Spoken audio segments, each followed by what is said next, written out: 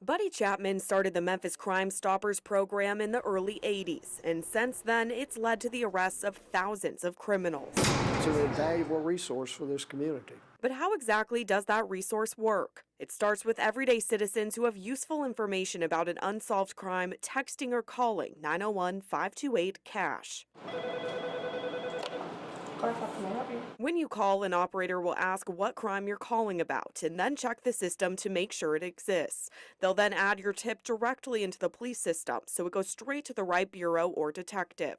There's no caller ID or tracking, so a tipster's given an ID number and is told to call back weekly to check if their tip qualified for a reward. We can't call them back because we don't know who they are.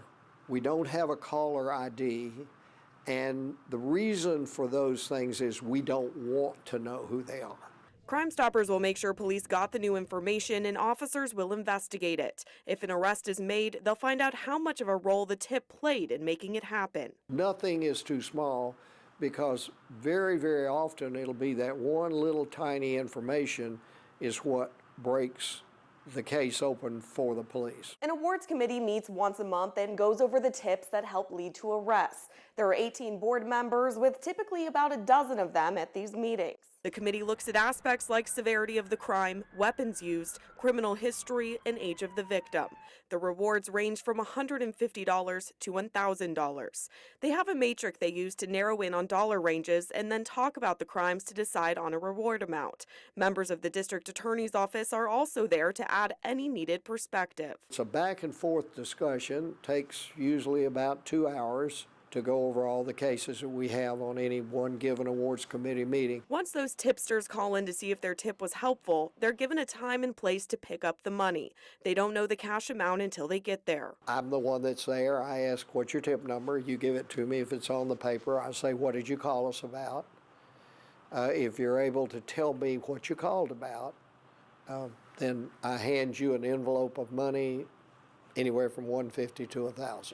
Your name and information is never asked for, as they truly don't want to know it. Chapman says the tipsters are across the board. They have a good amount of repeat callers, criminals turning in criminals, and people who simply want to make their neighborhood safer. In reality, he says a small amount of people contribute to a large percentage of Memphis crime. In this city, who burglarize and steal things, who have been convicted 25 and 30 times, and I don't mean that's how many times they've done it or how many times they've been arrested. That's times they've been convicted. They usually get 35 to 50 tips a month and give out around $7 grand. Sometimes others will add to the Crimestoppers reward for a case, like we've seen in the shooting death of 2-year-old Layla Washington. Hers is up to more than 20 grand.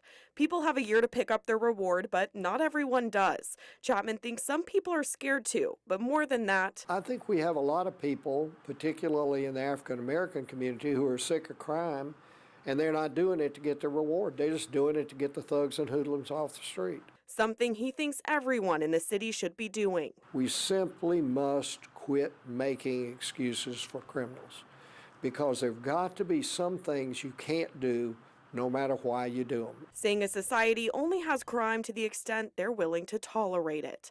Reporting downtown, Bridget Chapman, WREG News Channel 3.